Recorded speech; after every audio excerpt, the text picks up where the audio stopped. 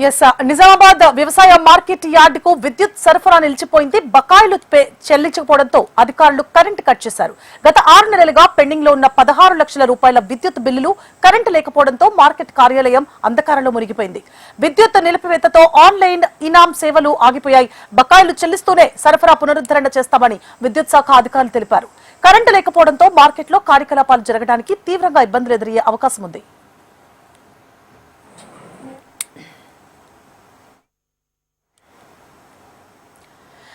నిజామాబాద్ వ్యవసాయ market yard కు విద్యుత్ బంద్ కొనసాగుతోంది. ఇదే అంశానికి సంబంధించి పూర్తి డీటెయిల్స్ ని మా ప్రతినిధి ఆనందపాల్ అందిస్తారు. ఆనందపాల్.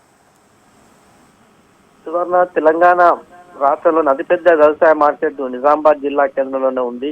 ఎక్కువగా తెలంగాణలోనే ఎక్కువ పసుపు పండించే రైతులు కూడా నిజామాబాద్ జిల్లాలోనే ఉన్నారు.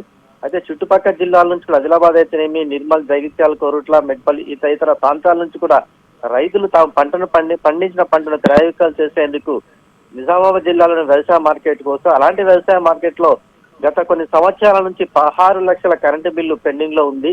అయితే కరెంటు బిల్లు చెల్లించాలని 10 మార్లు విద్యుత్ శాఖ అధికారులు సంబంధిత అధికారులకు నోటీసులు ఇచ్చినా హెచ్చరించినప్పటికీ పట్టించుకోవడంతో తీవ్రంగా ఆగ్రహం వ్యక్తం చేస్తూ విద్యుత్ శాఖ అధికారులు కరెంటును నిలిపివేయడం జరిగింది.